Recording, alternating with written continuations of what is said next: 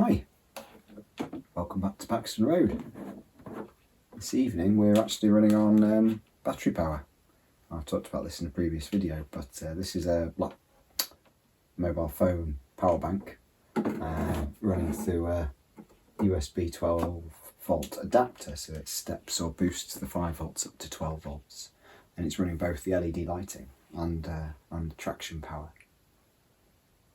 And you join me after a busy week, a long week.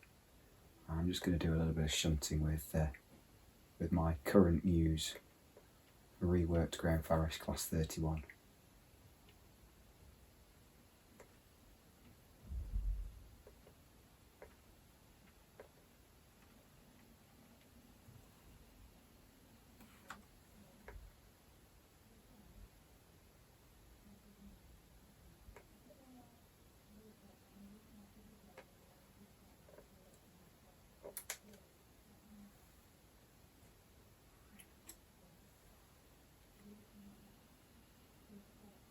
And the 31.4s were a really useful sort of locomotive when you look at their history.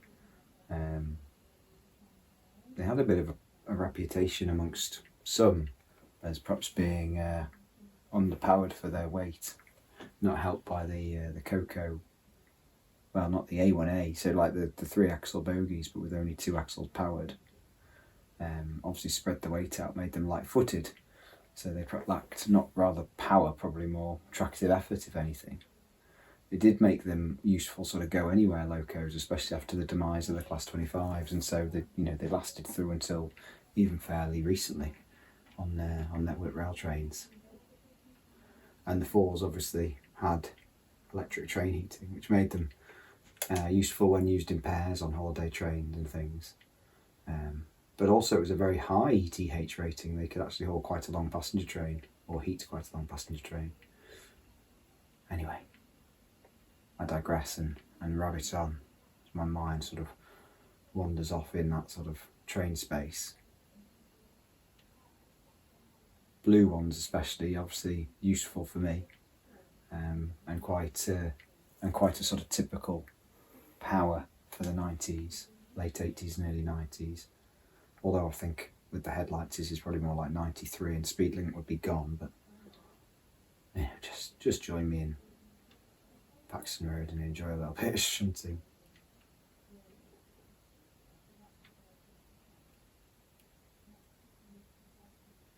You have a problem here. I think that just looking for a piece of wire.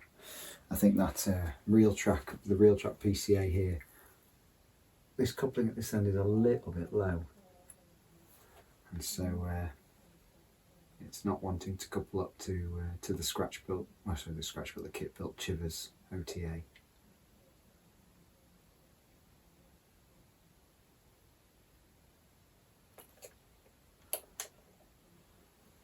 Looks okay. We might now have taken the whole train now, which wasn't the intent. Oh well. Yeah. What we'll do is we'll actually leave.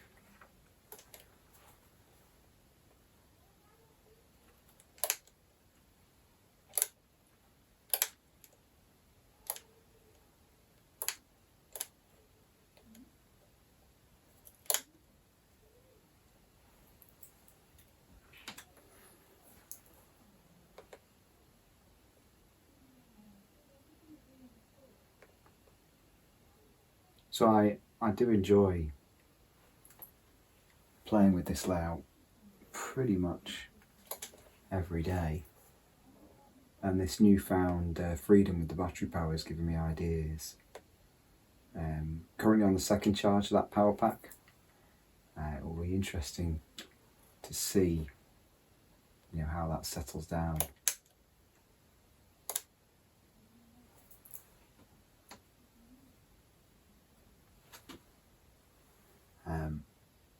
And the sort of the lifespan of the battery, how many hours I get out of it. I got about 5 hours out of the last charge.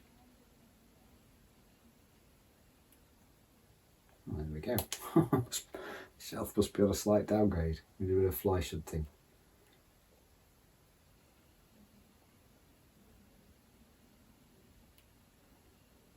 And some evenings I sit down with a paintbrush, do a bit of modelling, weathering. Sometimes I sit down with a craft knife and do a bit of kit building and whatnot, or modifying a ready-to-run model. But sometimes I just don't have the capacity for that, and I'm sure you can appreciate that same feeling. And that's when, a little layout like this can really come to the fore. It was quick to build and realise. And its continued success means it's not replaced. It's ridiculous now. I mean, it was literally an experiment, and I've fallen in love with it to the extent where,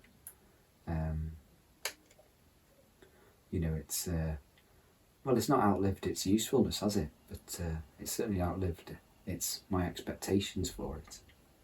And I think even if I do build another similar layout, it won't replace it. This space is somewhere to entertain my interest of wagon load freight in the late 80s and early 90s. It's a lovely little space, a lovely little scene. I think it really shows what the sort of potential of Engage as well. I've probably said that a lot over the years, but I think these models really defy their size. And the 08s especially, buttery smooth performance. I do find the bigger locomotives are not quite as smooth running at shunting speeds, but this 31's not bad. I've got a couple of Dapple 26s. One's a great runner and the others aren't quite so good, so there's a bit of variability, but generally speaking all of the Farish 08s are absolutely sublime.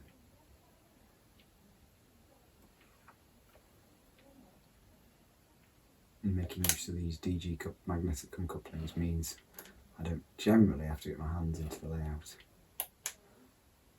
But of course they are handmade, and that does mean there's a bit of variation in that construction.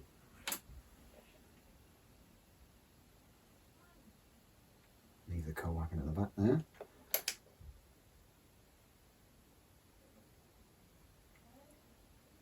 So we'll take these OTAs, we'll take that tank wagon.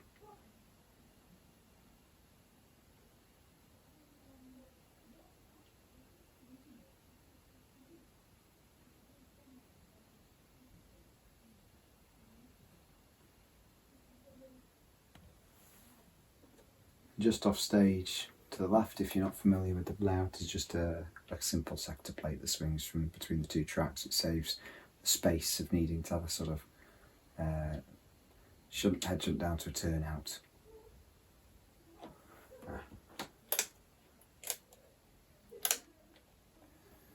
Okay, there we go, get rid of those now.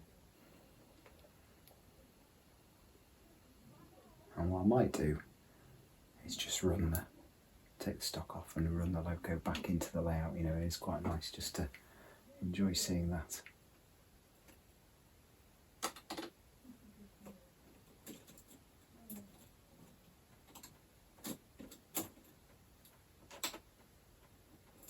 And my IKEA shelf is the perfect space because I've got enough space to display the layout on the sector plate, and then a little fiddle yard space on the shelf itself effectively, so there's a collection of wagons off stage as well. And of course a box full of the damn things. So yeah, this 31 has been a really enjoyable project. It started out in the Intercity livery, stripped it down, stripped all the paint off, detailed it, and repainted it in a faded BR blue. Weathered it up. It's just waiting on a bit of airbrushed dirt on the roof, especially around the exhausts, but body sides and chassis are done. It just looks great, absolutely great. And there we go. Simple enough. Might go and get a nice cold beer now and see if there's anything on TV. Go and join the rest of the family, and hope you've enjoyed that. I certainly have. Until next time, I'll see you all again soon.